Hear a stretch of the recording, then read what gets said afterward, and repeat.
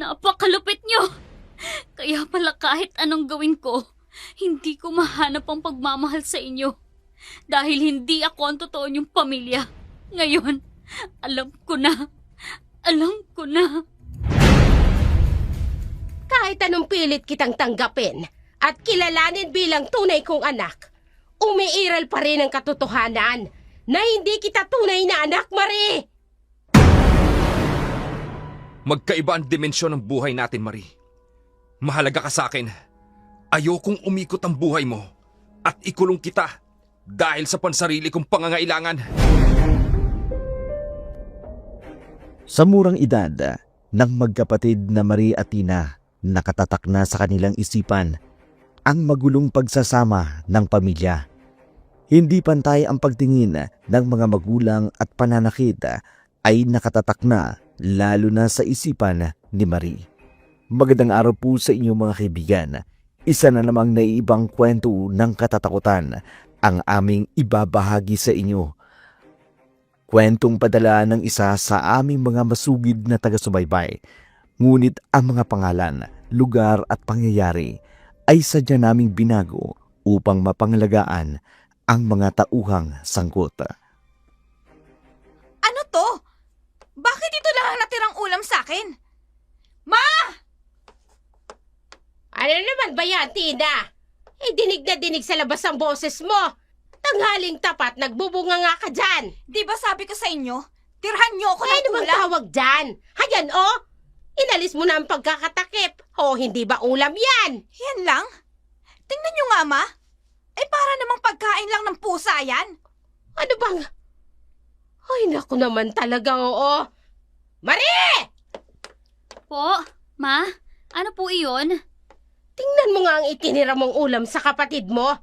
Pagkain ba ng tao yan? Konti lang naman po ang ulam, Ma.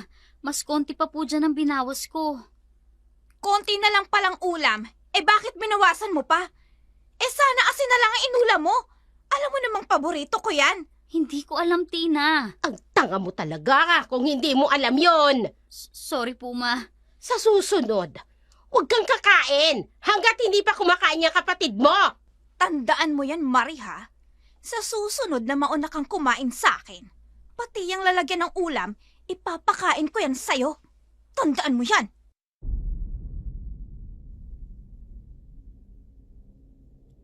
Kahit sa simpleng bagay o ano paman, laging mali si Marie sa paningin ng kanyang kapatid at ina. Wala siyang boses para ipagtanggol ang kanyang sarili. Kahit ano ang kanyang sabihin, wala nang halaga. Kaya minabuti niyang wag na lamang magsalita at sumunod na lamang sa ipinag-uutos sa kanya.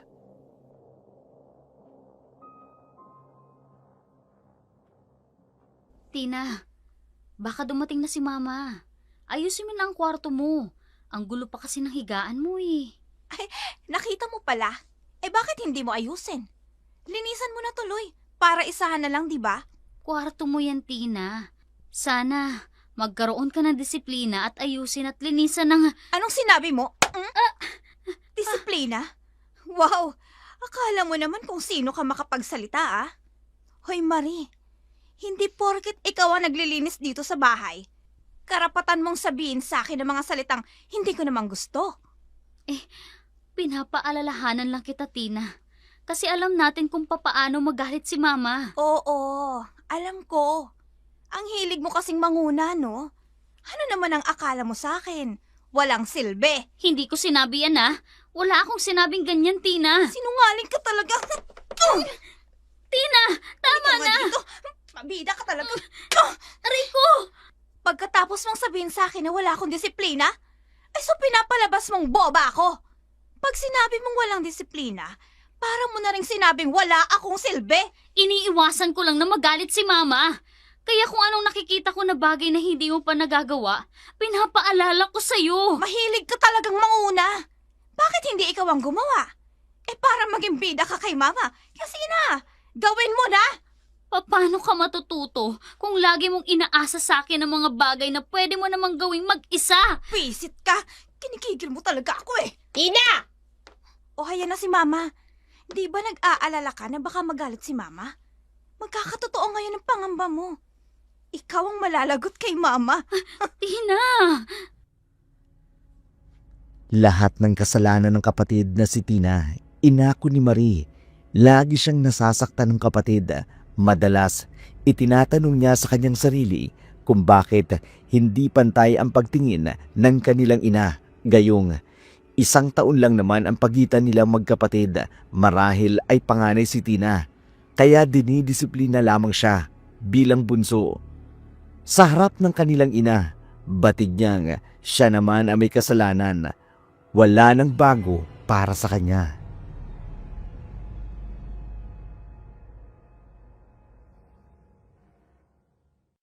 Nagbabangayan na naman kayong dalawa.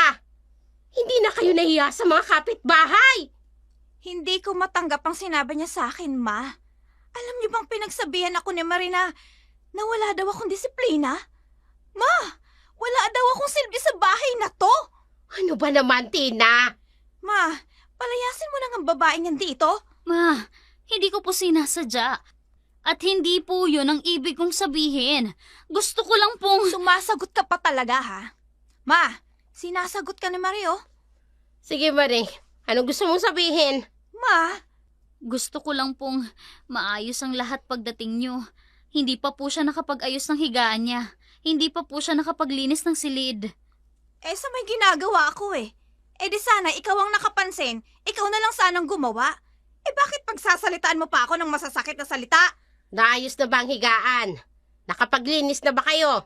Opo, Ma. Ayun naman pala eh. Ano't naratnan ko pa kayong nagbabangayan? Ma, pinagsalitaan ako ng masama.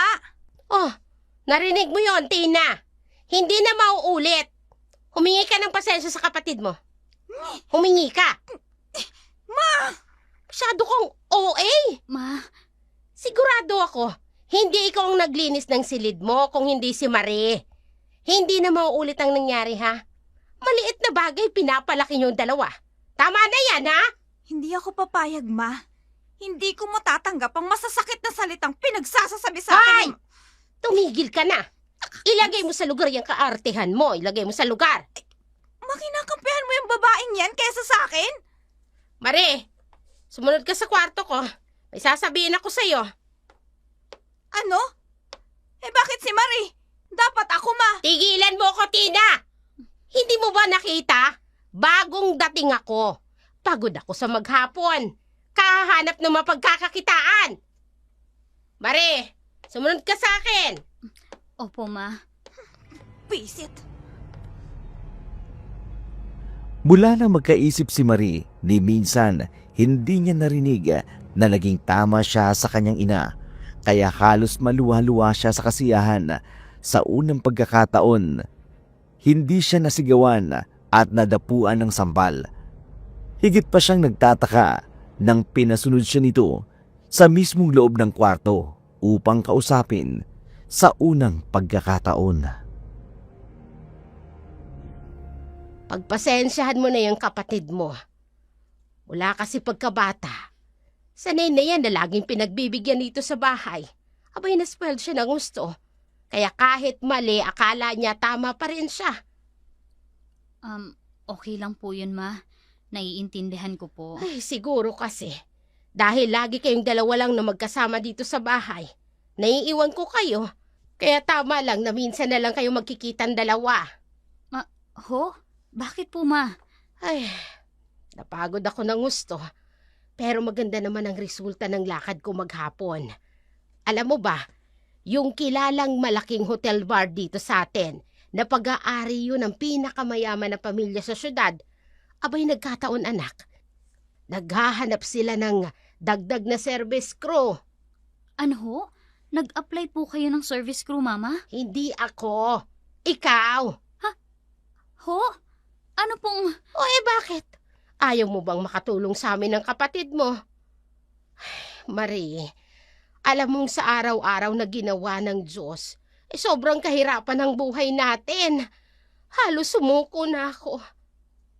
Malalaki na kayo ni Tina.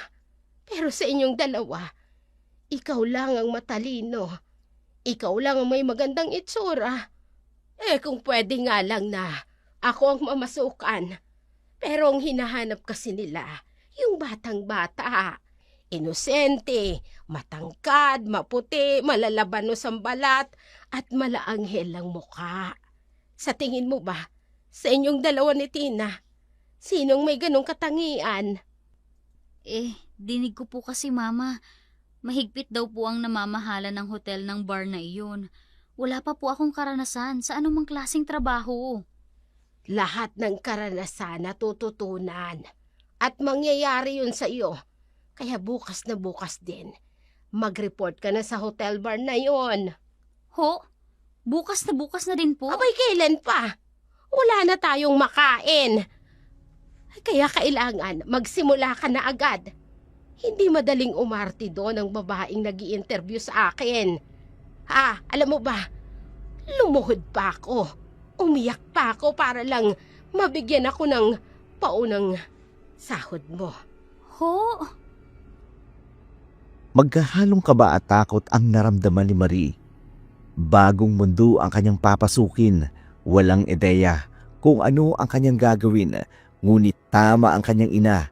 Lahat ng bagay ay napag-aaralan para sa ina at kapatid ay handa niyang harapin ang hamon ng buhay, makatulong lamang siya sa kanyang pamilya.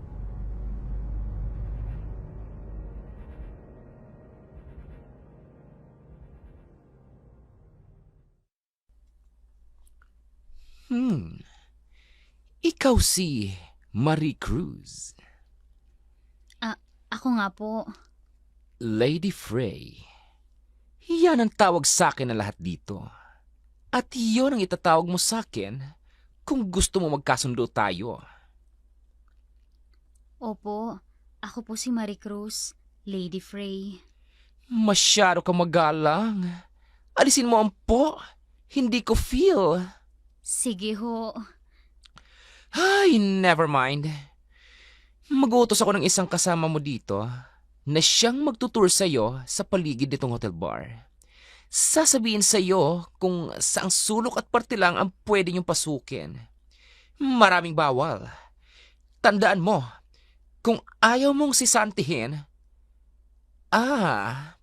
hindi ka pala sisisantihin agad dahil bayad na ang bar na ito sa nanay mo ng 1 buwan. Sinabi na din po sa akin yan ng mama ko, Lady Frey. First time mong pumasok sa trabaho? Opo. So innocent and pure. Ano ho? Sisirain lang ng trabahong ito ang kainosentihan mo. But that's life. Ganun talaga ang mga pobre. Kahit anong trabaho, papasukin. May malafang lang. Ho? Bawal ang tamad dito. Bawal ang hindi nakangiti.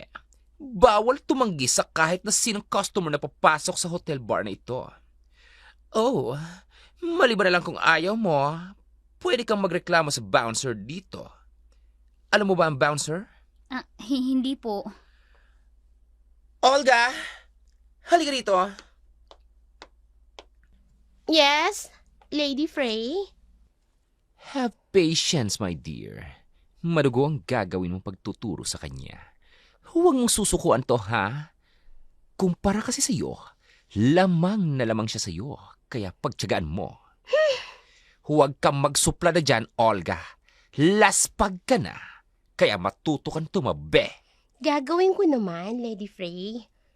Wala naman akong sinusukuan. Kahit na maganda pa siya sa akin, kaya huwag mo na akong sermonan. May atraso na siya ng 1 buwan. Kaya siguraduhin mo na kapag umalis yan dito, hindi ikaw ang dahilan. Go, go, go! Magtrabaho ka na para makapagsimula na yan. Yes, Lady Frey? Naluwas si Marie sa lawak ng hotel bar pero mangha siya sa magarbong gamit na nakikita niya sa paligid. Nabawasan ang kaba ng kanyang dibdib dahil ramdam nito na dito siya makatatagpo ng bagong kakilala.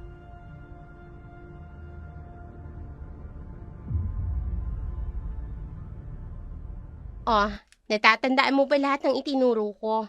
Ngayon ha, huwag kang tatanga-tanga.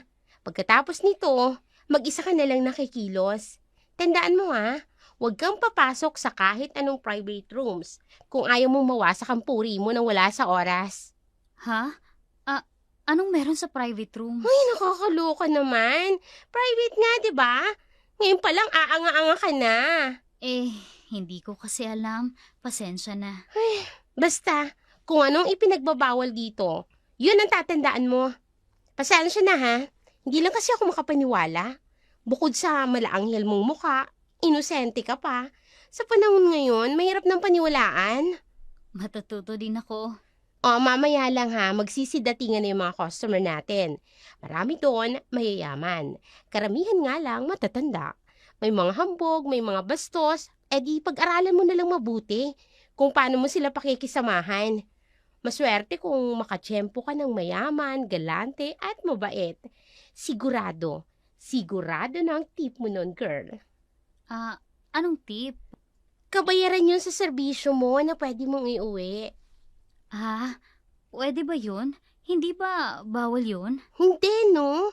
Pero, swertihan nga lang, kaya dapat marunong kang makisama sa mga customers. Ngiti lang at sipag lang ang puhunan mo dito.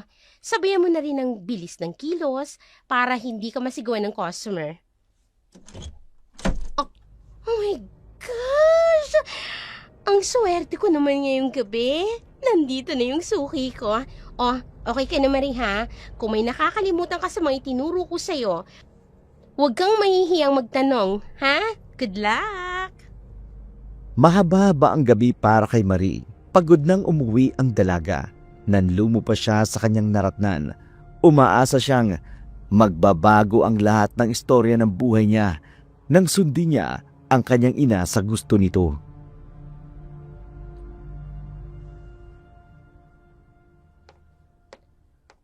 Dumating ka na pala. Magkano ang ibinigay na tip ng customer mo? Ma, alam niyo po yung tungkol sa tip? Abay, natural naman. Lahat alam ko dahil ako nga ang nag-apply para sa'yo doon. 'Di ba? Kaya huwag ka na maglihim sa akin. Akin na. Bago pa lang po ako, Ma. Wala pa po akong natanggap na tip. Ang hina mo naman. Kaya nga kita ipinasok dyan dahil madali lang ang pera kung may utak ka. Iyon ay kung may utak ka. Nagugutom na ako, Ma. Ano pong ulam? Naghahanap ka ng pagkain.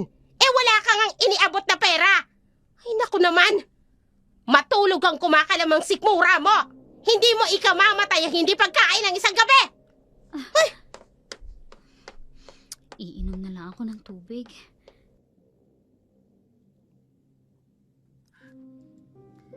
Sa araw ng pagtitiis ni Marie, muling natutunan niya ang mag-isa kung paano magbigay at magpasensya.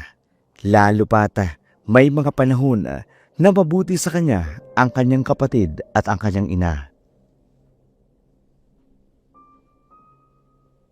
Anak!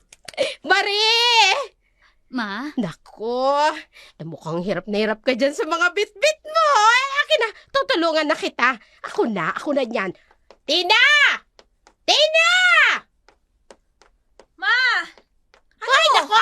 Ang tanga nito, Huwag kang tumulala dyan. Tulungan mo ang kapatid mo. Bit-bitin mo yon. Wow! Ang bongga! Ang daming pinamili Ay, huy, sumahod ka na ba?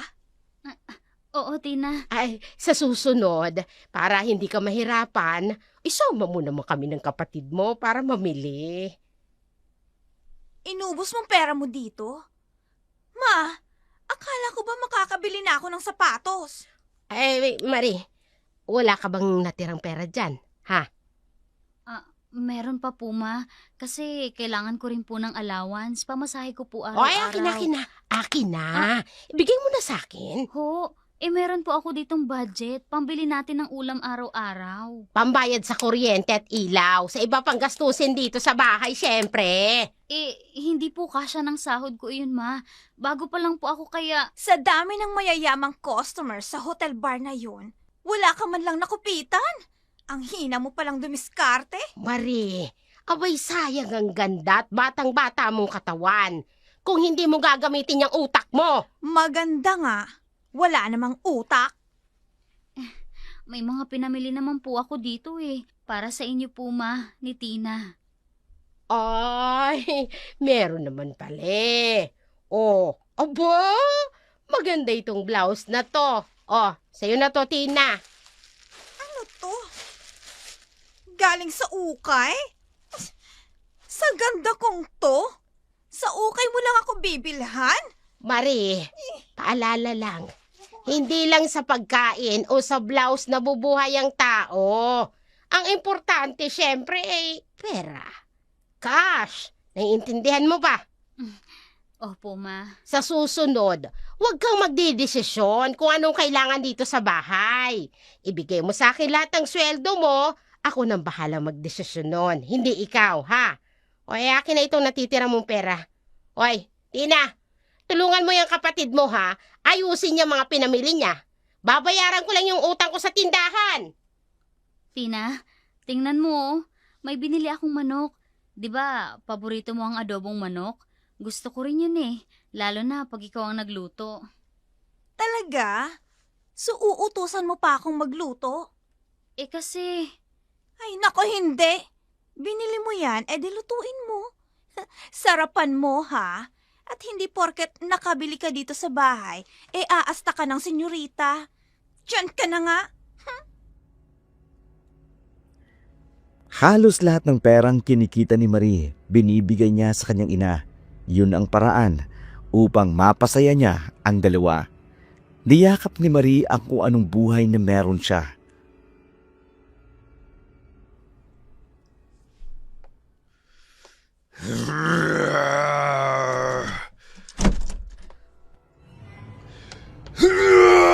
Ay, hanapin nyo na! Huwag na kayong titigil hanggat hindi nyo nahanap ang sing-sing!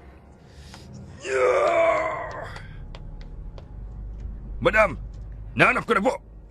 Kasalanan mo ito, Barko. Alam mo nang maaaring mangyari kapag nakalabas siya ng kanyang silid na hindi suot ang sing-sing. Ay, nako! Gerald! Uminahon ka! Kilala mo naman ang sarili mo! Nandito na ang sing-sing! Kay papasok ako! Bigyan mo ako ng sinyales, ha? Kung pwede na ba akong pumasok? Kailangan maisuot mo ang sing-sing na ito! Papasok na ako! Ay, Gerald, iaabot ko lang itong sing-sing. Kay isuot mo. Salamat, Yaya. Hindi ako kailanman nagkulang ng paalala sa iyo.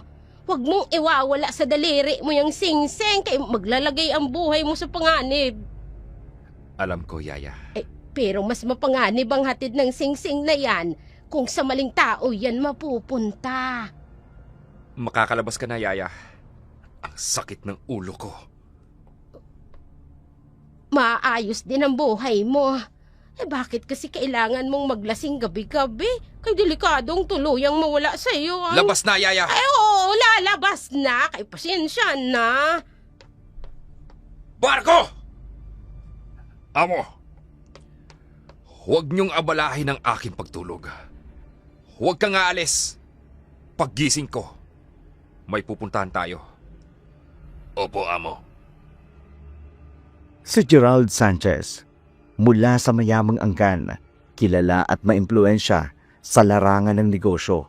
Ngunit ang lahat ng ito ay walang halaga sa binata dahil sa isang sumpa na minana pa nila sa kanilang kanunuan.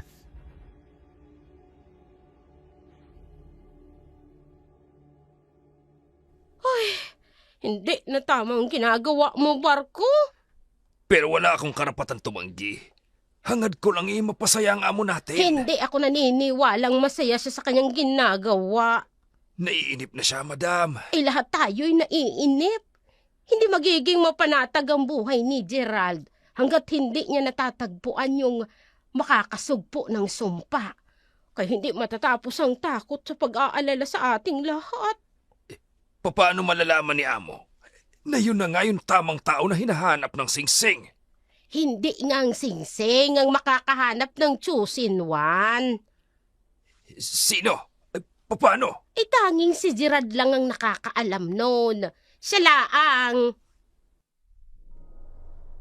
Makapangyarihan, ngunit miserable ang buhay ni Gerald dahil sa madilim na lihim ng totoo niyang pagkatao. Ang lihim ay itinago mula pa sa kanyang mga ninuno. Malayang nabubuhay sila ng normal dahil sa angkin nilang yaman. At batid ni Geralda, maliban sa singsing, tanging alak ang makapagpapahupa ng sumpa na nananalaytay sa kanyang dugo. Saan mo gustong pumunta, Amo? May alam ka pa bang ibang lugar na pwedeng puntahan? Halos lahat ng bar napuntahan na natin, Amo. Mas marami kayong alam dahil ilang syudad na ang inyong nabakasyonan. Marami. Pero hanggang ngayon, hindi ko pa natatagpuan ang aking hinahanap. Huwag po kayong mawala ng pag-asa, Amo. Ihinto mo ang kotse. Bakit po, Amo? Napuntahan na ba natin ang bar na yan? Lagi nating nadadaanan ng lugar na ito. Pero wala akong maalala na pumasok tayo sa bar na yan. Maghanap ka ng mapaparkingan ng sasakyan. Magkita tayo sa loob. Amo, hindi gaanong klas ang bar na yan. Imposibleng dyan nyo matatagpuan ang inyong hinahanap. Gusto ko lang maglasing, katulad ng dati. Sige po, Amo. Hindi ko kailangan ng babae sa gabing ito. Alak lang ang gusto ko. Magkita po tayo sa loob, Amo. Iba ang aura ng customer na pumasok sa hotel bar ng gabing yun. Nag-aalangang lapitan ito, ngunit dahil halata sa forma na mayaman ito, hindi magkamayaw sa pag-estima ang lahat. Good evening, sir. May kailangan po ba kayo? Gusto po ba ninyo na makaka-table? Marami po kaming entertainers dito. Ano po bang ideal niyo sa babae? Matangkad? Morena? Maputi? Tisay? Hindi. Wala. Ay, maaga pa naman po ang gabi, sir. Kung ayaw nyo, baka gusto ng kasama nyo. Gusto lang uminom at magpalipas ng oras ng amo ko. Huwag na nating sirain ang gabi ni amo. Baka hindi kayo mabigyan ng malaking tip ngayong gabi. Oh, sure. Pasensya na po, sir. Oh, huwag na kayong tumayo dyan. Alis na. Balik na kayo sa mga customer nyo. Ang daming customers, oh. Doon na kayo. Ay, hindi na kayo. Hindi na tayo. Hayan, sir. Pinaalis ko na sila. Pasensya na. Ganito kami kapag may bagong mukha. Gusto lang namin bigyan ng magandang service. Hindi naman ako makulit, sir. Pero parang may kakaiba dyan sa kasama nyo. Guwapo. Mukhang rich, pero parang kakaiba. Masyadong seryoso. Mukhang may problema. Sunod-sunod ang tungga niya ng alak. Nako, baka talagang babae ang kailangan niya. Para naman ma-relax siya. Relax ang amo ko. Masama kung hindi siya relax. Okay.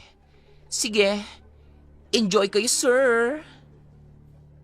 Lango sa alak si Geralda, ngunit kakaiba ang gabing yun. Hindi siya mapanatag, balisa at may kakaiba siyang nararamdaman.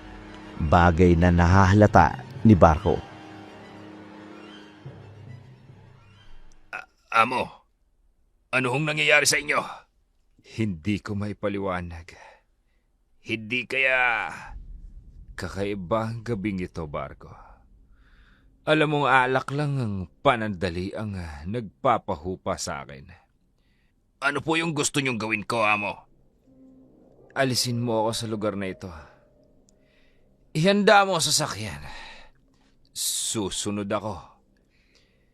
Amo, hindi ko po kayo pwedeng iwan dito. Gawin mo ang sinabi ko, Barko. Opo, Amo. Sir, okay lang po ba kayo? Kaya niyo po ba? Paaalain ko po kayo sa bouncer namin dito. No. I'm okay. Here's the money. Take it. Ay, sir! Sadali po. Sobra-sobra ito. Ang dami nito, sir. Sa inyo na lahat yan. Thank you, sir! Balik po kayo ulit dito sa bar namin. Bibigyan namin kayo ng espesyal na service. Marie! Halika dali! Yes, ma'am. Escortan mo nga si sir. Galante. Dali, hanggang sa labas. Escortan mo siya. Baka kinukuha lang ng driver yung sasakyan nila. Yes, ma'am. Sir, sasabayan ko po kayo hanggang sa labas. Anong nangyayari? Hindi ko maipaliwanag ang aking sarili. Biglang gumaan ang aking pakiramdam. Pero tinatalo ng alak ang aking katawan. Hindi ko gaanong maaninag ang mukha ng babaeng ito. Gusto ko siyang makita. Sino siya? Sir, ayos lang po ba kayo? Hindi ko mapigilan ang sarili ko. Sir? Halika! Aray ko! Sir, anong ginagawa niyo? Huwag ka nang Bitiwan pumalag. niyo ako, sir! Huwag ka nang pumalag nga. Mas malakas ako Wag sa'yo. po! Masasaktan ka. Bitiwan niyo ako! Ha? Sir, Hindi ka na- maawa po kayo! Hindi ako katulad ng iniisip niyo! Pagbigyan mo na ako. Kailangan kita. Sir, wag! Maawa kayo sa akin! Wag po!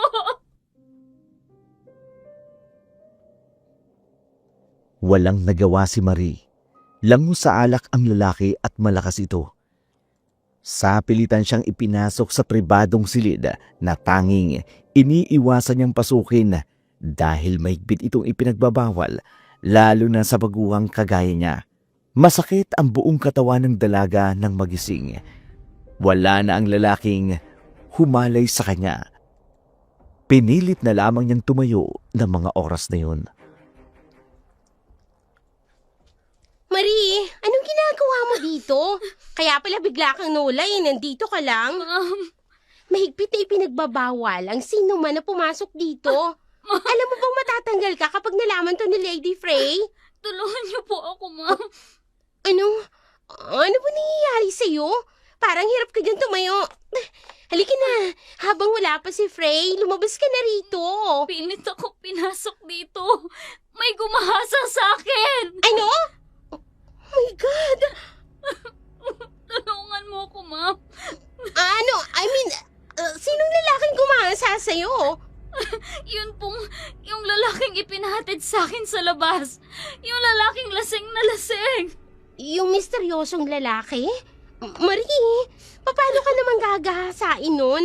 Halos hindi na nga makatayo sa labis na kalasingan. Totoo po ang sinasabi ko. Oo, lasing siya. Pero malakas siya.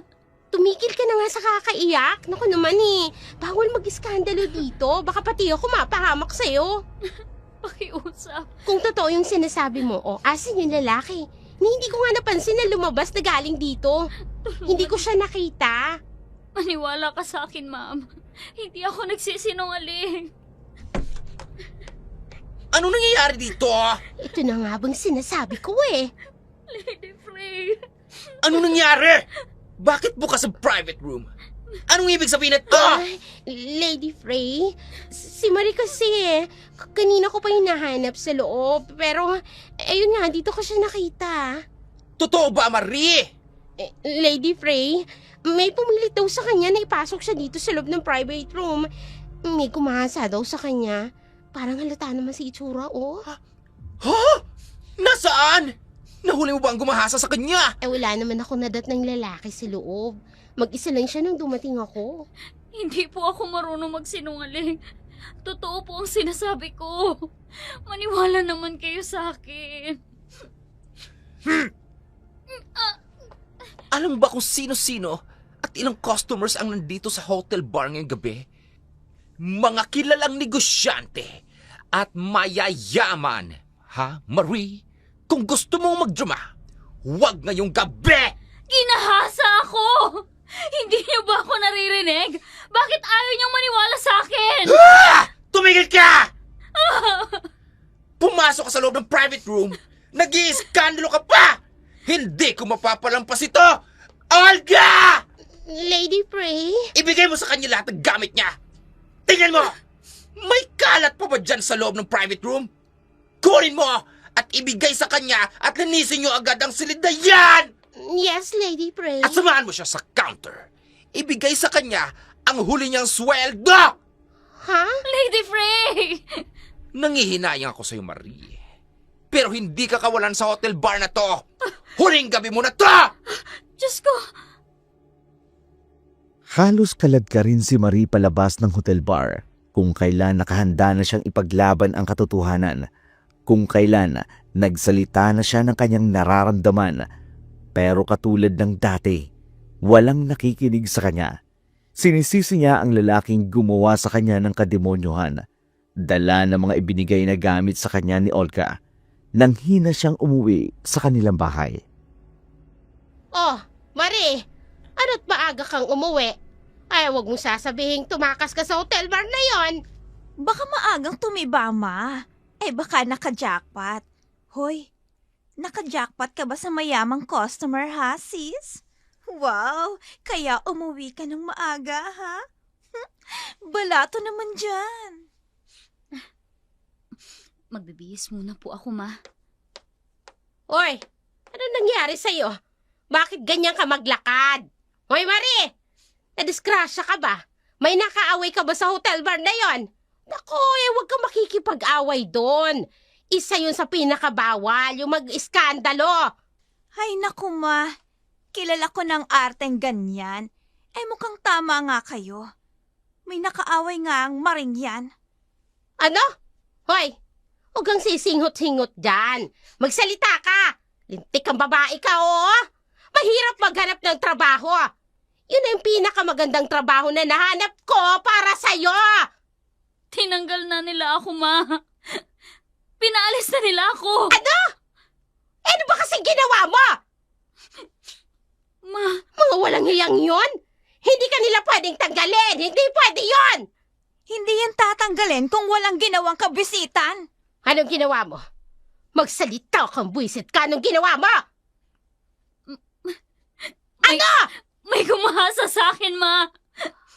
Ha? Hinalay ako. Ilusyonadang pala ka. Ha? Sa tingin mo, may gustong gahasain ka? Ang sabihin mo, ayaw mo lang talaga kaming bigyan ng masaganang buhay. Nagrereklamo ka na. Kaya ngayon, gumagawa ka ng dahilan para pahirapan kami. Ano? Hindi. Hindi totoo yan, Tina. Makasarili ka, Marie. Ma, huwag mong sabihing naniniwala kayo sa babaeng yan. Eh, alam ko naman kahit hindi yan magsalita, nagrereklamo na talaga sa atin yan, ma. Pati ba naman kayo? Hindi kayo naniniwala sa akin. Inutusan nila akong escortan ng lalaking yun. Palabas ng bar at bigla niya nala akong kinabig. Hinila niya sa private room. Pilit akong lumaban, ma. Nagmakaawa ako, ma. Utang na loob. Maniwala po kayo sa akin. O tapos, ano? O dahil ginahasa ka, kaya ka umuwi. Hay, umalis ka na sa trabaho mo, ganun ba? Eh, hindi mo man lang ba kami inisip ni Mama, ha, Marie? Diyos ko naman, Marie. Ang laking katangahan ginawa mo. Ma? Ang laking katangahan nun. Kung totoong ginahasa ka, malayo sa bituka yon, Leche. Hindi ka mamamatay nun. Pero ang gutom, nakakamatay yon. O, kita mo? Ang boba mo talaga, Marino. O sige, paano na tayo ngayon? Bumalik ka sa hotel bar na yun, Marie. Sinasabi ko sa'yo, bukas na bukas din pupunta ako ron. Magmamakaawa ako para tanggapin ka nilang muli. Bakit ba ayaw niyong maniwala sa akin? Bakit? Walang naniwala kay Marie sa nangyari ng gabing yun. Tuluyan ang gumuho ang mundo ng dalaga. At alam niya na kahit anong gawin ng kanyang ina para makabalik siya sa bar, hindi na mangyayari. Kaya lalong natuliro ang isipan ng babae. Kinagigising na siya, Barko. Amo. Anong nangyari? Bakit nandito kayo sa loob ng silid ko? Paano ako nakarating dito? Bagsak ka sa labis na kalasigan, amo. Binuhat kita hanggang sa sasakyan. tulog na tulog ka hanggang sa makauwi tayo. Diniretso na kita dito sa silid mo. Nauuhaw ako. Ikuha mo ako ng tubig. O ay madali ka, Barko, kay kumuha ka ng tubig. May naalala ako. Yung babaeng nakasama ko kagabi. Anong babae? Kay sinong babae yun? Ay bakit walang nabanggit sa akin si Barko? Amo, heto na po ang tubig.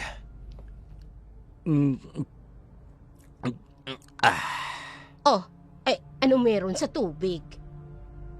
Hindi ko gusto ang lasa. Hindi yan ang kailangan ko.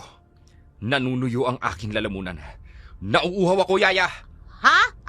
Ay, teka, ang seng-seng! Ha? Nako, Barko! Hindi ko napansin. Pero, paanong nawala yun sa daliri niyo, Amo? Tunto ka kasi, tunto ka. Patawad. Hindi ko napansin. Umiinom lang si Amo kagabi. Wala kabing ibang ginawa. Wala ring pinuntahang iba si Amo. Napaka-irresponsable mo, Barko. Kay binalaan na kita, pabaya ka talaga. Barko, naalala ko. Sinong babaeng tinutukoy ni Sir Gerald? Nakasama niya kagabi. Kung nasa bar kayo kagabi, isang pipitsuging babae lamang yun. Siyang kumuha ng singsing. Yung babaeng katabi ni Amo. Pero, mahimbing din siyang natutulog nang nadatnan ko silang magkatabi. Kay wala ka talagang silbi. Ilang dekada mo nang binabantayan ng amo natin pero pumapalpak ka pa. Alam mong mangyayari kapag napunta sa iba yung singsing na yon, kay mananagot ka dito. Yaya, wag mo nang sisihin si Barko. Ay, Gerald naman. Mas mahalaga pa sa buhay namin ni Barkong singsing na yon. At sa palagay mo, hindi ko alam yan, ha, Yaya? Eh kung ganon, kay bakit nagpabaya?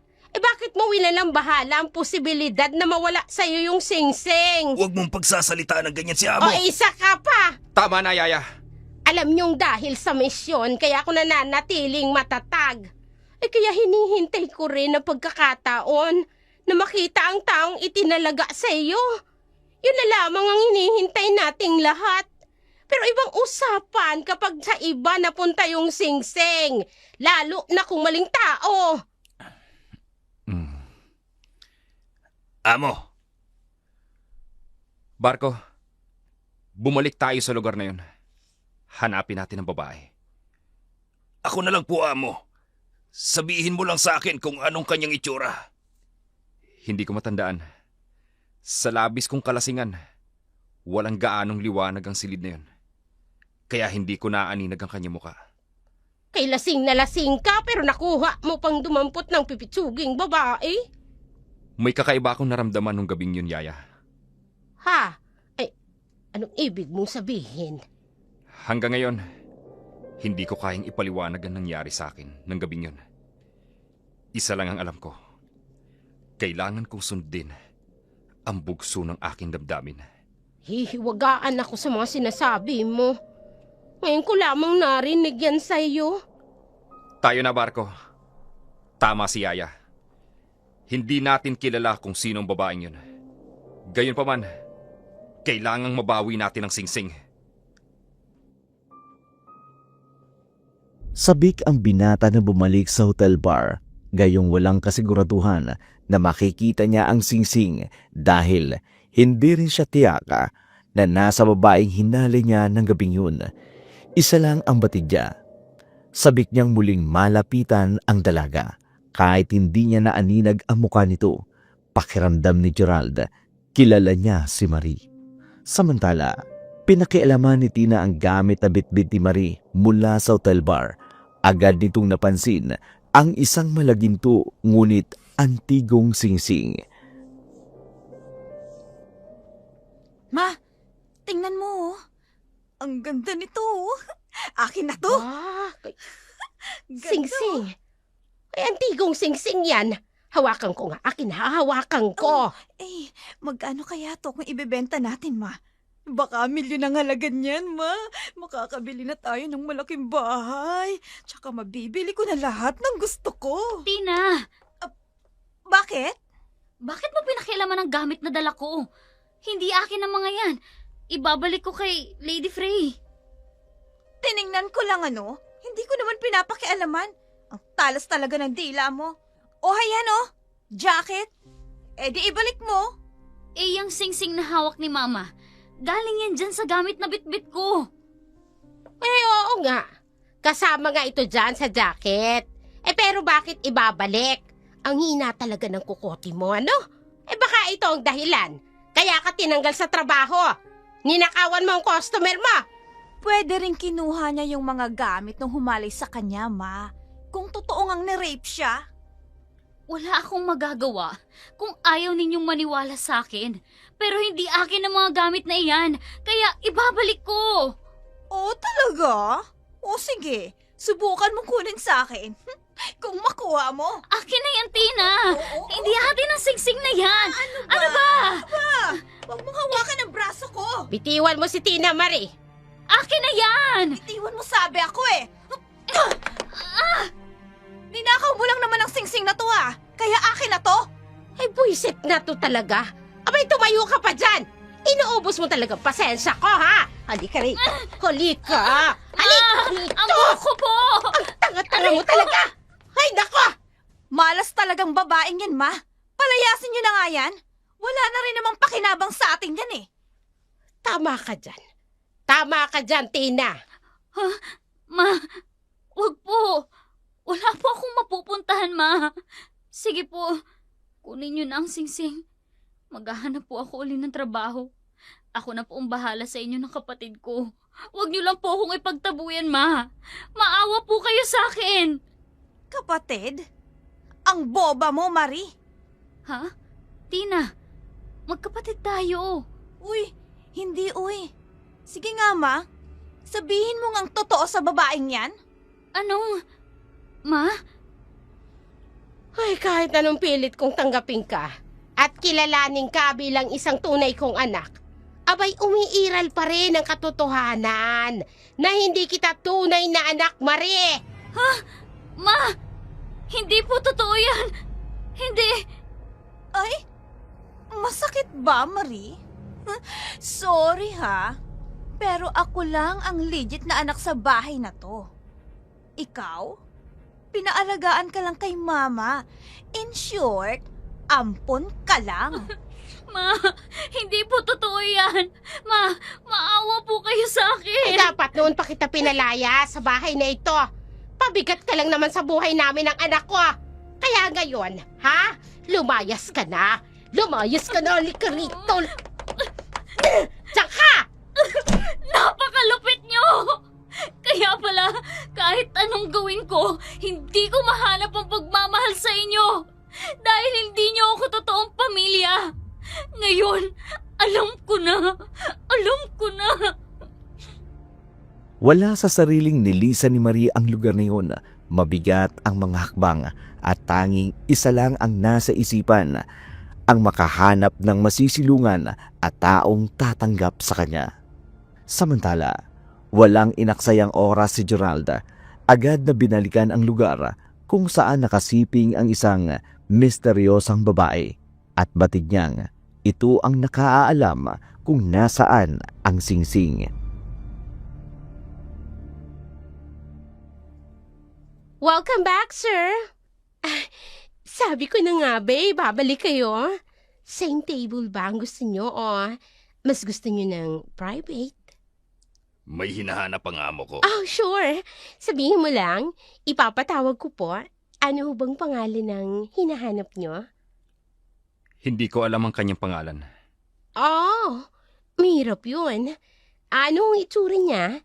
Lalaki ho ba o babae? Babae. Maliit lang. Maputi. Maamo ang kanyang muka.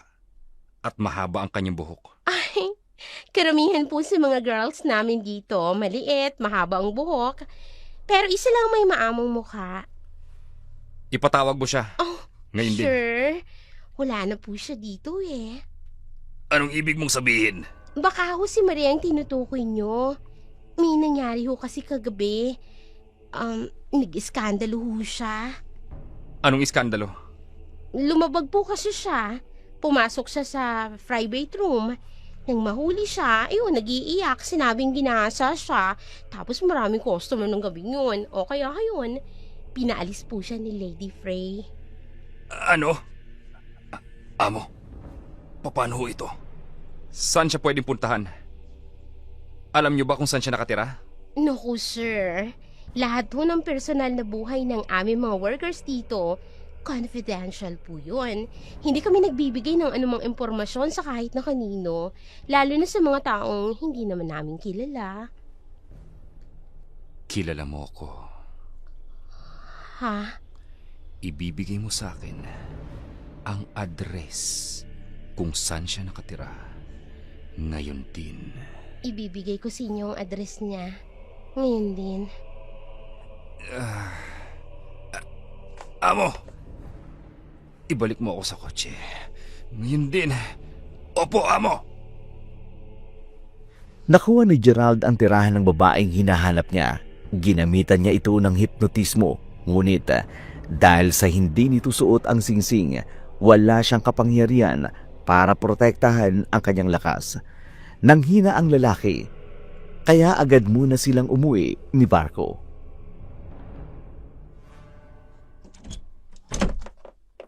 Yes? Anong Lady Frey, anong ginagawa mo rito? tulungan mo po ako. Kahit po anong gusto nyo, gagawin ko. Ay nako, Marie.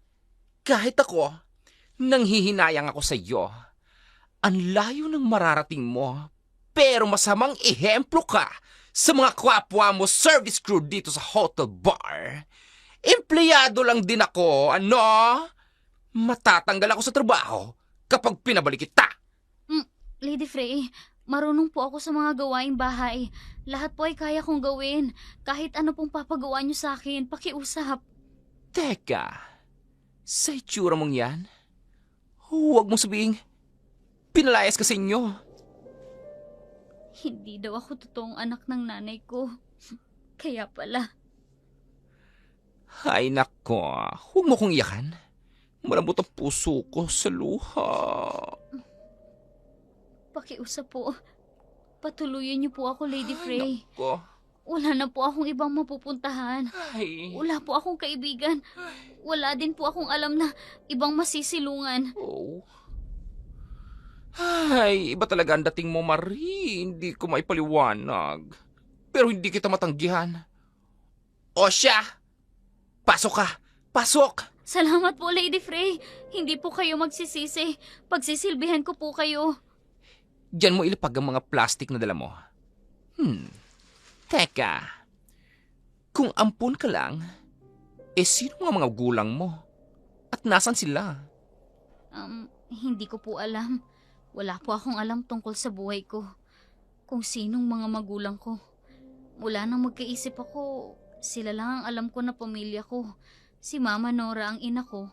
Pero lumaki ako na hindi ko naramdaman ng pagmamahal ni Mama. Ang pang-aapi sa akin ng kapatid ko.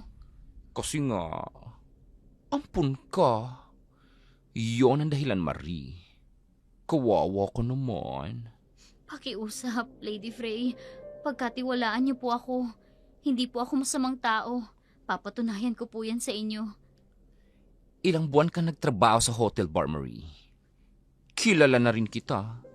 Pero hindi ko alam kung bakit kita gustong tulungan. Pero yun ang gagawin ko. Tutulungan kita, Marie.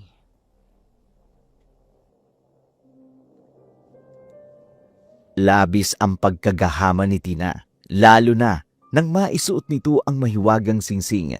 Maraming bagay ang nagbago sa dalaga sa hindi nito maipaliwanag na dahilan.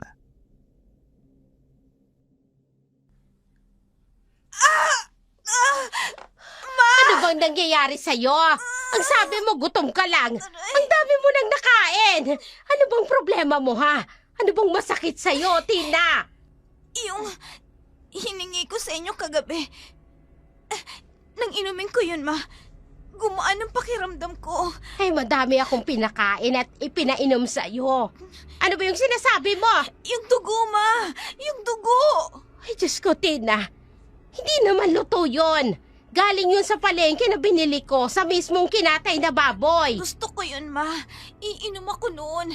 Dahil kung hindi mapapawi ang matinding uhaw na nararamdaman ko. Mabigyan mo ako ng dugo, Ma. Ano ka ba? Ano bang meron dyan sa rip? Sandali lang, kukunin ko. Huwag mong lalakasan yung boses mo. Baka may makarinig sa'yo mapagkamalang kang aswang. Aswang? Naman, ang ganda kong to. Pag-iisipan nila akong aswang. Ay, naku naman, Ma. Akin na. Oo na, sandali. Oh, eto. Ay, ano ba nangyayari dito? Hindi ko maintindihan. Bakit nagkakaganito si Tina? Karma ba ito sa ginawa kong pagpapalayas kay Marie? Ma, akin na. Oo na nga, eto pa. Ay, sabi ko naman sa'yo, huwag kang sisigaw. Ang lansa nito, oh. Tingnan mo, ayan, oh. Ay, nako. Dahan-dahan lang. Ang lansa. Ano ba nangyayari sa anak ko? Ma, ang bilis makagamot nito sa nararamdaman kong matinding pagkauhaw. Ibang lakas na dulot nito sa akin. Hindi normal ang nangyayari sa'yo, Tina. Ay dapat siguro magpatingin na tayo sa doktor. Tama. Ituloy natin ang plano. Ipagbili na natin yung singsing na suot mo. Ma, ngayon lang ako nakasuot ng ganito kagandang singsing. Ipagyayabang ko pa nga to sa mga kaibigan ko eh. Sa mga kapitbahay nating chismosa. Mainggit silang lahat sa akin, ano? Huwag mo nang isipin ng ibang tao. Sa singsing na ito, magbabago ang buhay natin. Saka ka na magmayabang kapag maganda na ang bahay natin at nakabili na tayo ng mamahalin at kumpletong gamit. Pero Ma, gusto ko pang makita ang singsing na to na nakasuot sa daliri ko. Tingnan niyo naman, Ma, oh. Oh, bagay na bagay sa akin. Maganda nga Pakta yung pa. singsing. Pero papaano? Kung yung singsing na yan ang dahilan kung bakit ka nagkakaganito. Tama. Hindi kaya sumpa ang nakapaloob sa singsing na yan. Sumpa? Ma, ang maring yun ang may sumpa sa buhay natin. Kung noon nga ay sana'y pinalayas mo na lang siya, baka hindi na tayo naghihirap ngayon. Tina, kahit papano, malaki ang naiambag sa atin ng kapatid mo. Ma, hindi ko siya kapatid. Oo na, hindi mo siya kapatid. Alam ko yan. Alam mo yan noon pang bata kayo. Ay, nako. Anak kita. Kaya sinabi ko sa iyong totoo. Si Marie mula pa noon, siya na talagang kumikilos dito sa bahay. Inaalagaan niya tayo. Kinakampihan yung ampo na yun, Ma? Tina! Bakit mo ako tinulak? Wala akong pakialam sa maring yun. At ayoko nang marinig ang pangalan niya sa bahay na to, Ma. Tina! At ang singsing na to, alam kong swerte sa akin to, Ma. Kaya akin na lang ito. Akin na lang. Ha? May inaasahan ba tayong bisita? Ma, baka kukunin sa akin ang singsing na to. Ma, huwag niyong sabihin nandito ako. Huwag niyong ituturo na nasa akin ang singsing. Huwag kang maingay. Anong kailangan nila? Dito ba nakatira si Marie Cruz? Ha? Bakit niyo siya hinahanap? Walang Marie dito na nakatira. Nagkamali lang kayo ng address na pinuntahan. Hindi kami maaari magkamali. Hindi nagsisinungaling ang nagturo sa amin dito. Ay, naku, wag nga kayong makulit. Sinabi ko na sa inyo. Ha? Walang nakatirang Marie dito. Ginang, may atraso ako sa kanya. Ako ang may-ari ng singsing na nasa kanya. Alam kong nasa kanya ang bagay na pagmamay-ari ko. Pero hindi yun ang talagang sadya ko. Ang babaeng nakasama ko nung gabing yun, sa kanya ako higit na interesado. Ituro niyo sa akin kung saan ko siya makikita. Handa akong pagbayaran ng ginawa ko sa kanya nung gabing yun. Ha? Kuwan kasi. Ako si Marie Cruz. Ha? Anak, Sigurado bang ikaw si Marie Cruz? Suot ko ang singsing na tinutukoy niyo. Ako ang babaeng pinagsamantalahan mo nung gabing yon. Nasa akin ang singsing. Amo, Nais kong anyayahan ka sa aking bahay. Ibig kong magkakilala tayo ng lubusan. Kung yun ay yung pahintulutan. Nasa labas ang sasakyan. Hihintayin namin kayo doon. Tina, ano bang ginagawa mo? Bakit mo sinabing ikaw si Marie, samantalang... Ma, ito na ang sinasabi ko sa'yo. Darating sa akin ang malaking swerte. Hindi niyo ba nakitang kotse sa labas? Mayaman ang lalaking yun. At gwapo siya, Ma.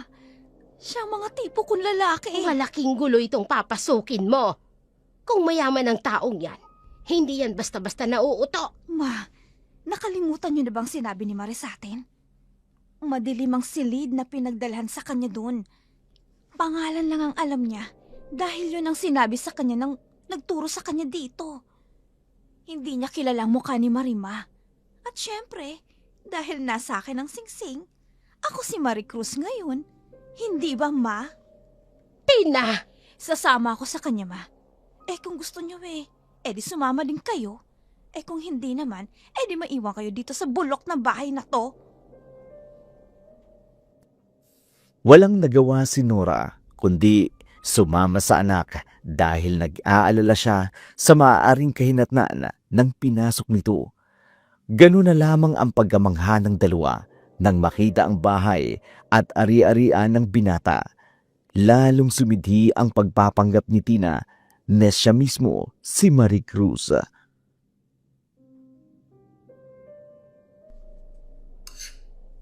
Ay kumain kayong mabuti, kay huwag kayong mahihiya. Kapag may kailangan, kay naririyan yung mga taga-silbi, kay magbibigayan sa inyong kahilingan ba?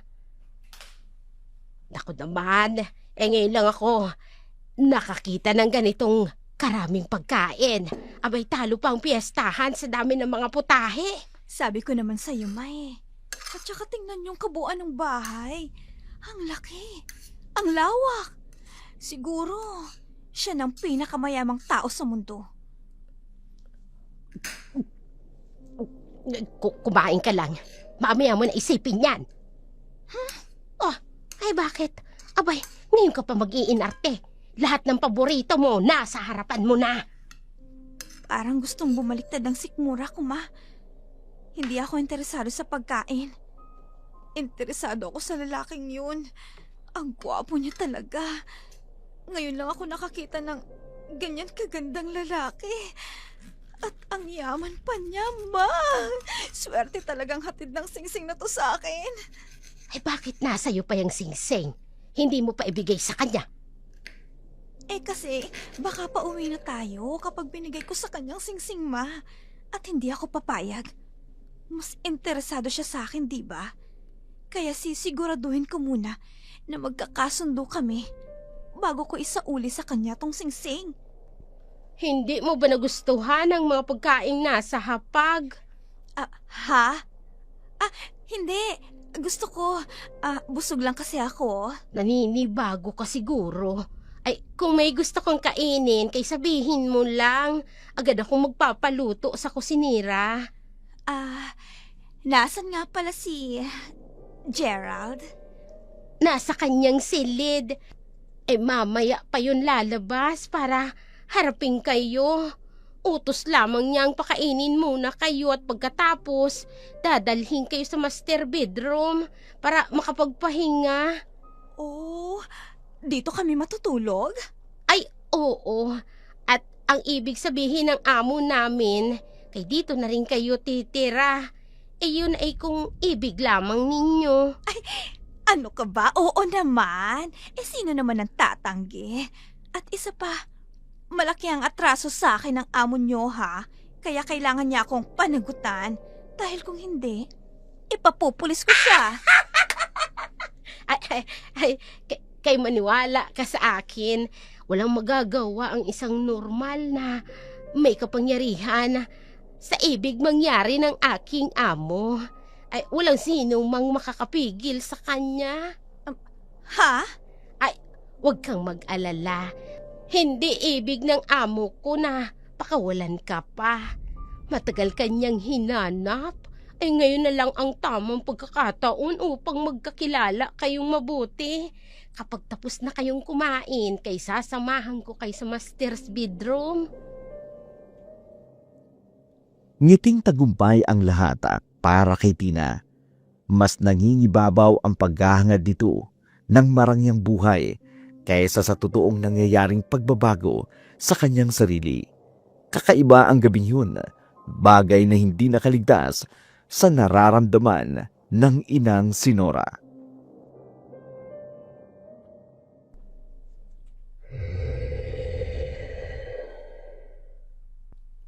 Ha? Anong tunog yun? Ay, Diyos ko. Tina! Saan ka ba galing? Lumabas ka nang hindi nagpapaalam. Bumalik na kayo sa pagtulog nyo. Huwag nyo akong pakialaman. Ano ba nangyayari dyan sa laylayan ng damit mo? Bakit may pulang mansa? Ano ba yan? Ewan ko. Hindi ko alam. Lumabas lang ako. Hindi ko alam kung saan ko nakuha yan. Teka nga. Diyos ko, dugo ito, Tina! Sabihin mo sa akin, ha? Saan ka galing? Naalala ko, lumabas ako at nagpahangin. Nagpahangin. Matigas na nga ang pangako sa sobrang lamig galing dyan sa aircon sa silid na to. Lumabas ka para magpahangin. Hoy, Tina, ano ba nangyayari sa'yo, ha? Hindi ko nga alam, ma. Huwag kayong makulit, pwede ba? Tina! Basta naaalala ko, init na init ako kanina. Hindi ko alam kung nananaginip lang ako. Lumabas ako dahil hindi ako makahinga. At wala na akong maalala. Basta ngayon, okay na ako. Okay na ang pakiramdam ko. Yun lang, ma. Umuwi na tayo. Hindi ako matutulog sa bahay na ito. Iba ang nararamdaman ko sa lugar na to. Huwag nga kayong tanga, ma. Ang ganda ng buhay natin dito, oh. Tingnan mo. Napapaligiran tayo ng mga katulong. Ang ganda ng kwarto natin. Wala pa nga sa kalahati ang sukat ng bahay natin sa silid na to, ma. Ayokong umuwi. Gusto ko dito. Dapat pakasalan ako ni Gerald. Tumigil ka na, Tina. Naghahangad din naman akong yumaman. Pero hindi sa ganitong paraan. Nagpapanggap ka lang. Shh! Tumigil nga kayo, ma. Kung talagang gusto niyong yumaman tayo, kung talagang mahal niyo ako, hindi ibigay niyo sa akin ang pagkakataong to na makapag-asawa ng mayaman. Hindi natin kilala ang mga tao dito. Wala ka bang napapansin? Kakaiba sila kung manamit. Ang kanilang kilos, tahimik pero mabilis. Para silang... Ganon sila kumilos, ma, yung mga mayayaman. Ano ba? silang mga Dracula. Ma? At ikaw, hubarin mo na yung singsing na yan. Alisin mo yan sa daliri mo. Ayoko Alisin nga. mo na. Ayoko. Hindi ko na gusto ang ikinikilos mo. Iba na ang lumalabas dyan sa bibig mo. At iba na rin ang gusto mo kainin. Ay, Diyos ko. Ayan na naman ang nakakatakot na tunog.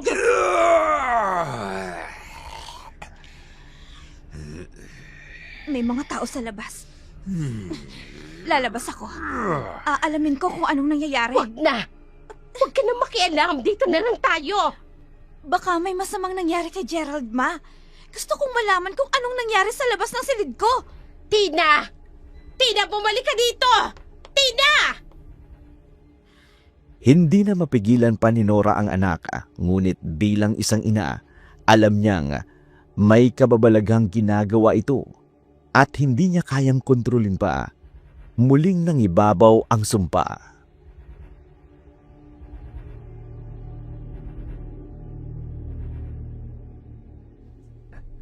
Mahina si Amo. Nahihirapan siyang kontrolin ang sumpa. Kailangan ko ng singsing. Kunin mo ang singsing! May masigit na makapangyarihan kaysa sa singsing. Ito na siguro ang tamang panahon upang malaman mo, Gerald. Hindi ko na kaya! Ngayon ka pa ba susuko? Natagpuan mo ng babaeng itinalaga para sa iyo. Barko, papuntahin mo siya dito. Anong nangyayari sa kanya? Ayoko makita niya ako sa ganitong kalagayan. Kay malalaman at malalaman niya ang totoo. Halika, Mare. Kay lumapit ka rito. May sakit ka? Anong sakit mo?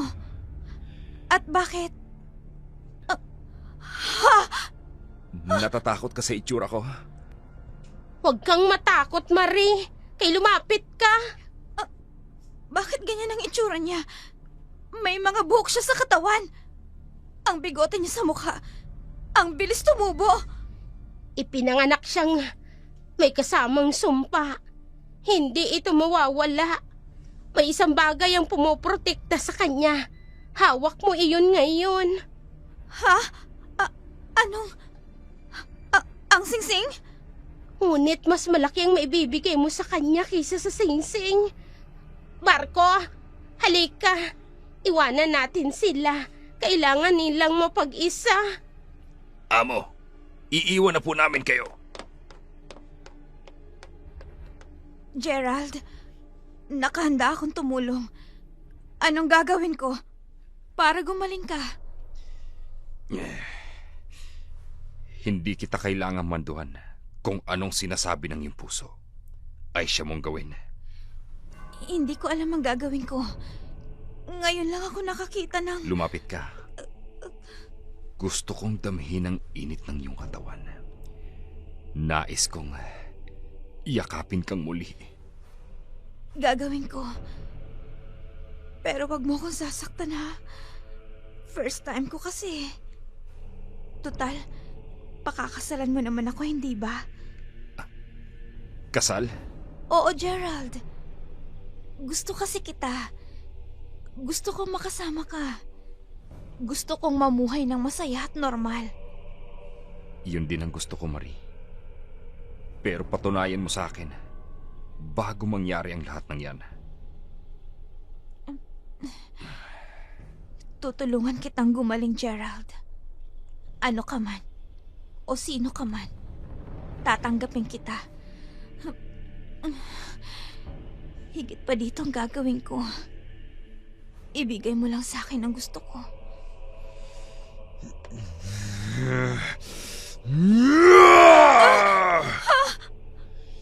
Umalis ka! Lumabas ka sa silid nito! Lumayo ka! Kay, ano nangyari? Halimaw siya! Bigla siyang umungol ng malakas! Hindi siya tao! Isa siyang halimaw! Barko, padali ka! Buhatin mo siya! Ibalik mo siya sa kanyang silid! Nanlumo si Geralda, batid niyang. Natagpuan niya ang babaeng itinalaga sa kanya ng singsing, ngunit nalilang siya.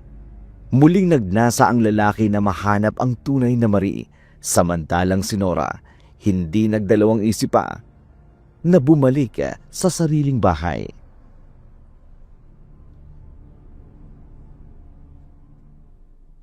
Aling Nora, bakit ngayon lang kayo bumalik? May isang mayamang babae ang pabalik-balik dito sa inyo. Hinahanap kayo. Mayamang babae. Wala akong kilalang mayaman. Nandyan siya. Yan ang magarang kotse na yan. Nakaparada sa harap ng bahay niyo. Siyang may-ari. Ano namang kamalasan ang dumating na ito sa buhay ko, oh? Ikaw bang naghahanap sa akin? Sino ka ba? At basta ka nalang pumasok dito sa bahay ko. Ha? Kumusta ka na, Nora? Kay tagal kitang hinanap. Ha? Ikaw? Huwag na tayong magpaligoy-ligoy pa. Matagal na panahon na ang lumipas. Pero alam kong kilala mo pa ako. Hindi kita kilala. Umalis ka na.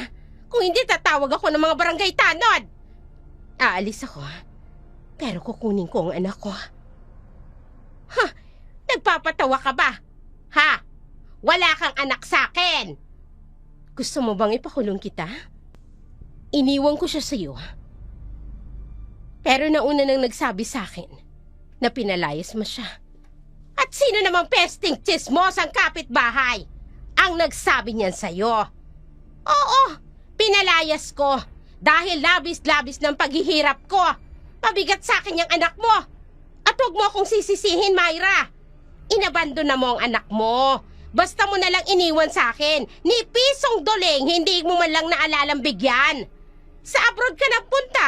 Ayun ang sabi mo. Abroad nga ba? Peh! Wala kang utang na loob. Ah! Walang hiya ka? Sinampal mo ako? Baka nakakalimutan mo, Nora. Kinupkup kita nung nabuntis ka ng lalaking yon. 1 taon na makapanganak ka, nabuntis ako. Pero iniwan ako ng ama ng anak ko. Dahil na rin sa inyo mag-ina, maayos ang usapan natin noon. Iiwan ko sa iyo ang anak ko, babalikan ko kayo para maiahon tayong lahat sa hirap. Nagpadala ako sa inyo ng pera. Humingi ka sa akin ng malaki. Hindi lang kita napagbigyan, umalis kayo. Lumipat kayo ng lugar pero dinala mo pati ang anak ko. Matagal na yon, Myra. Kung may kasalanan man ako, abay ganun ka rin. Huwag mong isumbat sa akin ang mga nagawa mo. Ilang taon na ba yung anak mo? Malaki na siya ngayon. Kaya niya ng buhayin ng kanyang sarili. Babae siya, Nora. Babae ang anak ko. Nasaan ang anak ko? Ituro mo sa akin kung ayaw mong ipakulong kita. Ha? Malungkot pa rin ang puso ni Marie. Hindi na siya umaasa na may magbabago pa sa buhay niya. Sapat na sa kanya ang mabuhay ng simple at tahimik. Habang buhay niyang pasasalamatan si Lady Frey na kumupkup sa kanya, ibinaon na lamang niya sa limot ang masalimuot na nangyari sa kanyang buhay, lalo na ang mabuhay na walang sariling pamilya.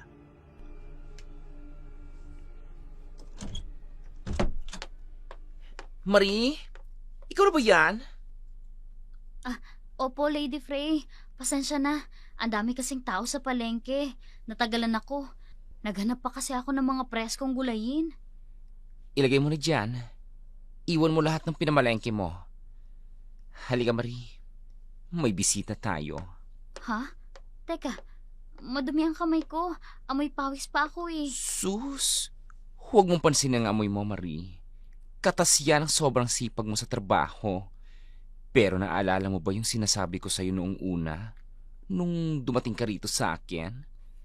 Ano ho yun? Pasensya na. Nakalimutan ko na. Natutulungan kita, Marie. Galing sila sa hotel bar kanina. Hinahanap ka. Mabuti na lang talaga. At dito ka pumunta sa akin. Hindi na sila mahihirapang hanapin ka. Sino pong naghahanap sa akin? Sila Mama at Tina ba? Lady Frey, hindi ako sasama sa kanila. Ayoko na silang makita pa. Ang Mama Nora mo? Oo. Isa siya sa naghahanap sa iyo. Pero may kasama siya, Marie. At siyang dapat mong makita at makaharap. Marie? Marie? Bakit niyo po ako hinahanap? Hindi na po ako uuwi sa inyo. Sobra na po ang kalupitan niyo sa akin. Mas gugustuhin ko pang mabuhay sa gitna ng kalye. Hinding-hindi na ako babalik sa inyo. Huwag kang matakot sa akin, Marie. Kalimutan mo na ang nangyari noon. Hindi na mauulit yun. Bakit ka po nandito? Lady Frey, huwag niyo akong ibigay sa kanya. Napakalupit nila. Pinagmalupitan mo ng gusto kong anak ko, Nora. Hindi kita mapapatawad sa ginawa mo sa anak ko. Anong... Ha? Sino ho kayo? Marie, anak, ako ang tunay mong ina. Ano? Buhay kayo? Oo, Marie. Buhay na buhay ang nanay mo. Patawarin mo ko kung inilihim ko sa iyo ang tunay mong pagkatao. Hindi ko naman yung sinasadya. Ano? May oras kayong saktan at alipustahin ako? Araw-araw niyo akong pinahihirapan, pero ni kahit isang bes, hindi niyo nabanggit na buhay ang ina ko. Marie, mahabang istorya, anak. Pero nandito na ako. Lahat ng oras at panahon ko, ilalaan ko sa iyo. Sasabihin ko sa iyo ang lahat. Sabi ka kung dumating ng araw na ito. Malaki ang pagkukulang ko sa iyo, Marie. Hindi ko alam pero babawi ako. Hindi na kita iiwan pa. Ano pong pangalan ninyo? Myra. Myra Santos. At ikaw ang kaisa-isa kong anak. Ang kaisa-isang tagapagmana. Ikaw, si Marie Santos. Anak kita. Mama, Oo, ako ang mama mo, anak. Anak ko, anak. ma... Sa isang igla pa, nagbago ang takbo ng buhay ni Marie. Hindi makapaniwalang may magandang buhay palang inilaan ang Diyos para sa kanya. Walang inaksayang pagkakataon si Myra. Ibinuhos ang lahat ng oras at tiyaman para sa anak na matagal niya nang hinahanap. Kung gaano kasaya ng puso ng ina, siya namang panghihinayang sa puso ni Nora. Labis ang pag-aalala sa nangyari sa kanyang anak na si Tina. Linisan niyo ang buong paligid. Alisin ang mikrobyo na dalang masamang hangin. Yaya, hindi ako naniniwalang si Amo ang may kagagawa ng lahat ng ito. Ganun din ako, Barko. Kung ganun, ay sino? Gabi-gabi, may namamatay na hayop. May lumala pa sa mga ito. Isa lang ang may gawa nito. Wala tayong ebidensya, Barko. Alam kong hindi magugustuhan ni Gerald kung kukumprontahin natin siya patungkol dito. Ayokong galitin ang amo natin. Kailan tayo kikilos? Paano kung hindi lang ang mga hayop ang lalapain ng aswang na yon? Paano kung isa na sa atin dito? Aswang nga kaya ang may gawa nito. O tao, hindi kaya Barko? Anong ibig mong sabihin, Yaya? Isang tao na may dala ng sumpa. Gusto kong makausap si Gerald. Ilang araw na ako dito. Kailan kami mag-uusap?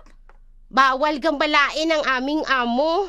Hintayin mo na lang siya mismong lalapit sa iyo at kakausapin ka. Sayang ang oras ko dito. Sabihin niyo sa kanya na harapin ako. Gusto kitang sundin sa utos mo. Ngunit kailangan ko ring sundin ang utos ng amo ko. Hindi pa itong tamang oras sa muli ninyong pag-uusap. Tawagin niyo ang amo niyo. Dahil kung hindi, sisigaw ako dito. Hindi ko na gusto ang ikinikilos mo. Wala akong pakialam. Chimay ka lang dito. At lagot ka kapag hindi mo sinunod ang utos ko. Isusumbo kita kay Gerald. Hoy, Tatawagin mo ba siya? O maghuhurmentada ako dito? Anong kaguluhan to? Gerald? Kasi tong mga katulong mo ayaw akong sundin. Isa lang ang sinusunod nila rito. Okay. Sige. Pero, Gerald, ano ba talaga ang plano mo? Lagi kang nakakulong sa silid mo.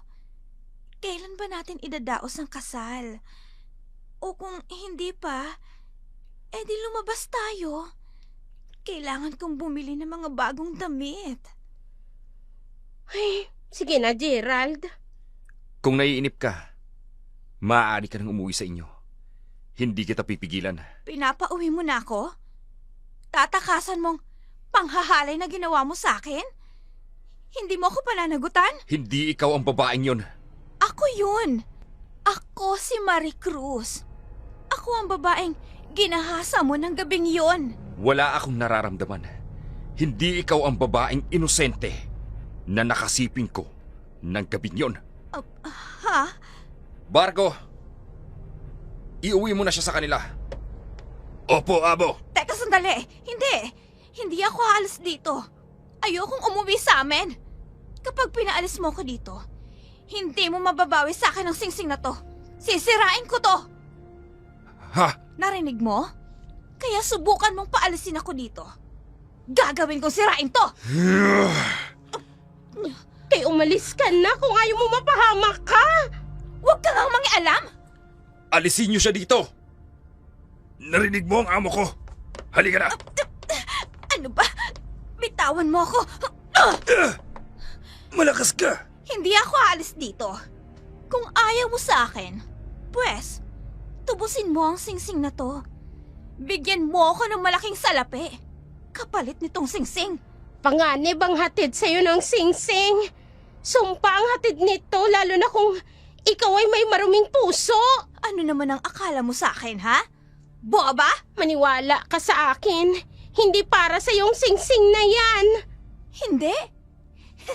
Eh bakit ako nandito? Hindi ba't swerte ang singsing na to? Kapag hindi mo ibinalik ng kusa ang singsing, masahol ka pa sa isang isinumpang aswang. Hahanapin mo ang dugo. Sariwang laman. Yun ang hahanapin mo. Dahil yun ang magbibigay ng lakas sa'yo. Hindi. Kaya pala, ganun na nangyari sa akin nung gabing yon.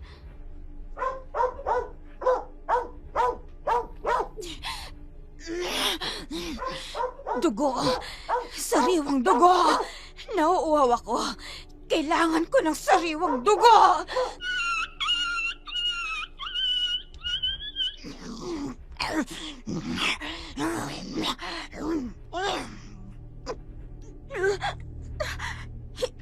Hindi! Kay bago pa tuluyang masira ang buhay mo, hanggat hindi pa tuluyang kontrolado ng singsing. Alisin mo na yan sa daliri mo. Ibalik mo na yung singsing.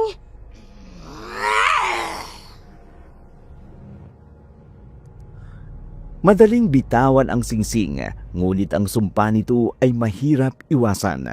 Ang sumpa ay maaaring maipasa kapag napasa kamay ang singsing sa maruming puso. Dahil tinalo si Tina ng paninibugo, inggit at umiiral sa kanya ang kagustuhang yumaman. Ayaw nitong bitiwan ang singsing dahil may kapangyarihang itim at sumpa. Ito ang humigop sa kanya upang mabuhay sa dilim. Myra, anong ginagawa mo dito, Nora? Wala na tayong ugnayan sa isa't isa. Pagkatapos ng lahat ng ginawa mo sa anak ko, magpasalamat ka dahil may natitira pang kabutihan sa puso ko. Para wag kang papanagutin sa pagmamalupit mo sa anak ko. Pinaparusahan na ako ng langit sa ginawa ko kay Marie. Nagkasala ako sa iyo, Myra. Oo, alam kong mabuti ang puso mo. Sana maintindihan mo. Ina din naman ako at masakit na makitang nagbago ang buhay ng anak ko dahil sa kagustuhan niyang yumaman. Anong nangyari kay Tina? Marie, tulungan mo kami ang kapatid mo. Tulungan mo siya. Huwag mong hilahin ang anak ko sa empyernong buhay ninyong mag-ina. Yung lalaking nanghalay sa'yo, Marie, hinahanap ka niya. Pumunta siya sa bahay. Nais niyang panagutan ang ginawa niya sa'yo. Pero si Tina, nagpanggap siyang ikaw. Ano? Napakawalang hiya ng anak mo, Norma. Hihingi ka ng tulong? Ni hindi mo nagawang bigyan ng katarungan ang nangyari sa anak ko? Ang kapal na mukha mo! Mama, tama na po. Ano man po ang nangyari noon, ayoko na pong balikan yun. Kalimutan na po natin ang nangyari. Anak, Ano po bang tulong ang gusto nyo? malaki na ang ipinagbago ni Tina. Mula nung nasa kanya na yung singsing. Ang singsing? Pag-aari ng lalaking humalay sa akin ng gabing yun. Kakaiba yung singsing na yun, Marie. Iba ang dulot sa anak ko. Gusto kong bumalik sa normal ang anak ko. Tulungan mo ko. Nasaan po ngayon si Tina? Nasa bahay ni Gerald. Ayaw niyang umuwi. Ibang-iba na ang anak ko. Ibang-iba na siya. Kumapit ang sumpa sa buong pagkatao ni Tina. Malakas ang itim ng enerhiyang nananalaytay sa singsing. Enerhiyang kasamaan dahil sa makasariling motibo nito. Pati ang kanyang isipan ay nilamo na rin ng kadiliman.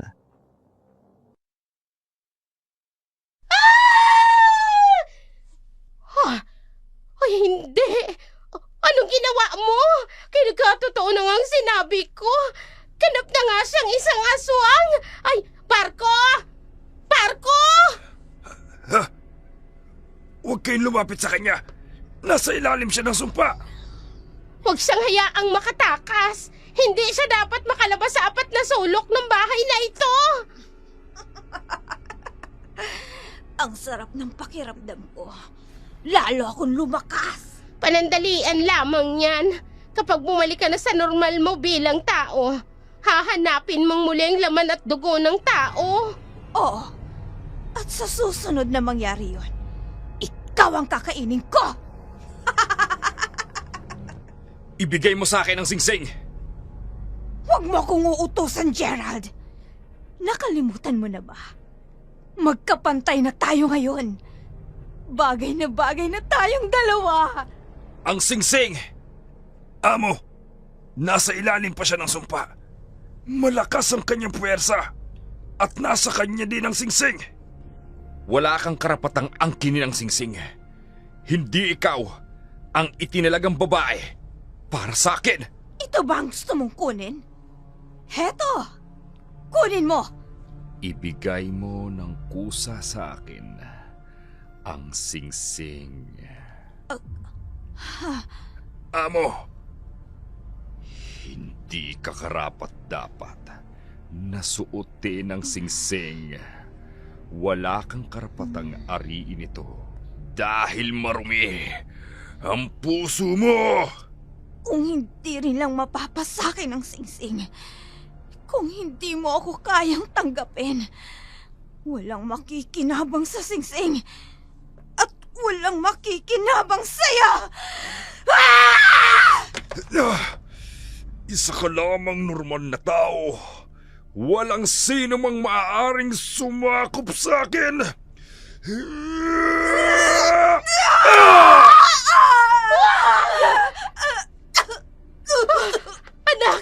Anak ko! Tina! Tina! Isa kang mapagpanggap. Niloko mo, hindi lamang ako. Maging ang aking angkan at ang sagradong singsing na ito.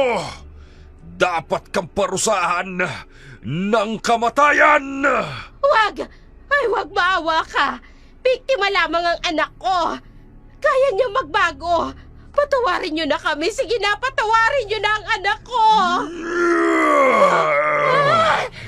Lumayo ka! Kung ayaw mong madamay! Wag! Nakikiusap ako! Ha? Ano bang kasalanang nagawa ni Tina?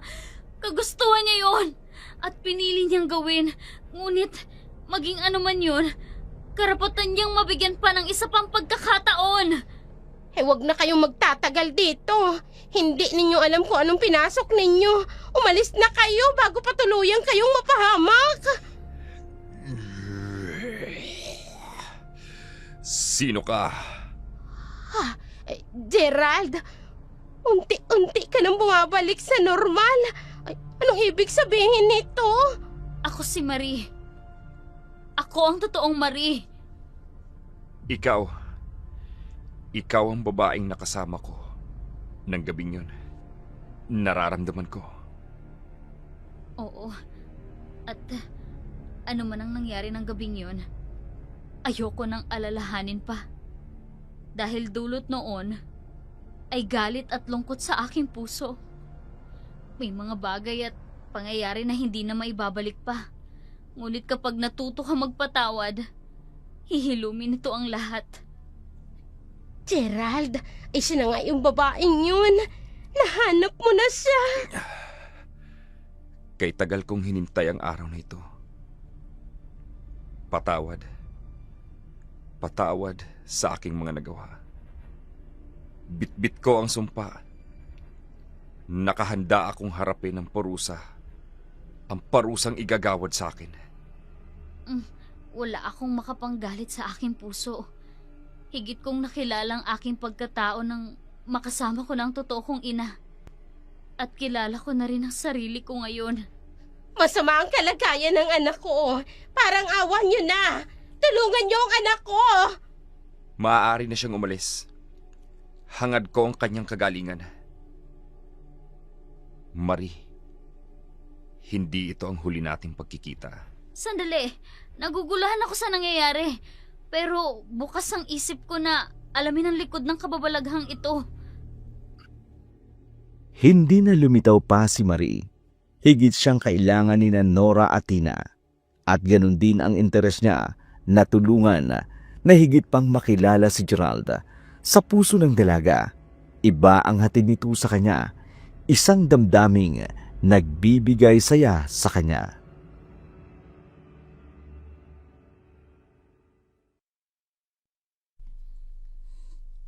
Marie, Tina, nagkamali ka na. Nandito ka sa pribadong hospital. Nangako ang doktor na magagamot ka nila, ngunit kailangan mo ring tulungan ang iyong sarili. nagawa mo akong tulungan. Sa likod ng kalupitang nagawa ko sa'yo. Tinanggap mo ang iyong pagkakamali. Sapat na yon para magbago na ang buhay natin. Ikaw ang maswerte. Dahil nakilala mo ang iyong pamilya. Samantalang ako, magsisimula pa lang, Marie. Pakiusap. Huwag mo kaming iwan ni Mama. Maging buo pa sana ang pamilya natin. Tina, may sarili tayong pamilya. Oo, nagawa ko magpatawad. Ngunit hindi ibig sabihin nun ay babalikan ko ang buhay ko noon. Nandito ako para tumulong para sa magandang simula ninyo ni Aling Nora. Marie, Magpakatatag ka. Napakabuti ng Diyos, Tina. Mahalaga ang pananampalataya natin sa Diyos. Iyon lang ang tanging magpapalaya sa mga kasalanang nagawa natin noon. at maswerte ka rin. Mabuting tao si Gerald.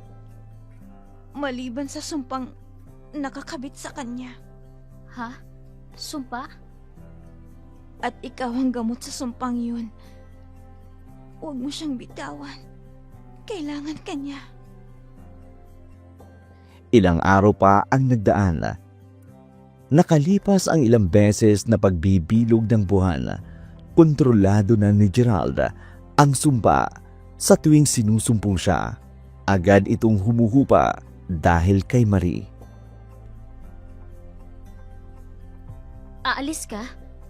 Totoo pala ang sinabi ni Yaya at ni Barko sa akin. Lilisanin niyo na ang lugar na to. Magkaiba ang dimensyon ng buhay natin, Marie. Mahalaga ka sa akin. Ayokong umikot ang buhay mo at ikulong kita dahil sa pansarili kong pangangailangan. Sinong may sabing nakakulong ako sa'yo? Malaya ko pa rin nagagawa ang mga gusto ko. At higit sa lahat, kasama kita. At yun ang pinipili ko dahil yun ang gusto ko. Habang buhay kitang kakailanganin. Hanggat nandyan ka, paano kung dumating ang panahon na mas pipiliin mong mabuhay ng normal? Walang binabantayan. Masaya akong gawin yon, Gerald. Wala akong planong bumitaw. Hindi ako dadalhin ng Diyos kung alam niyang hindi ako magiging panatag. Nakahanda akong maging gabay mo. Nakahanda akong sundin ang misyon sa akin ng Diyos. Mahal kita, Marie. Huwag mong isipin na magkaiba tayo ng mundo. Magkaiba tayo ng angkan. Ngunit iisa pa rin ang lumikha sa atin. At walang ibang may makapangyarihan, kundi ang Diyos lang. Habang buhay na tayo magsasama, Gerald, sa liwanag. Ang tao, gaano man kasama, ay nagiging mabuti. Gaano man kadilim ang buhay na tinatahaka, ay dinadala sa liwanag. Inilatag ni Marie ang kabutihan upang ang dalawang tao ay mahikayat nito sa liwanag ng kabutihan.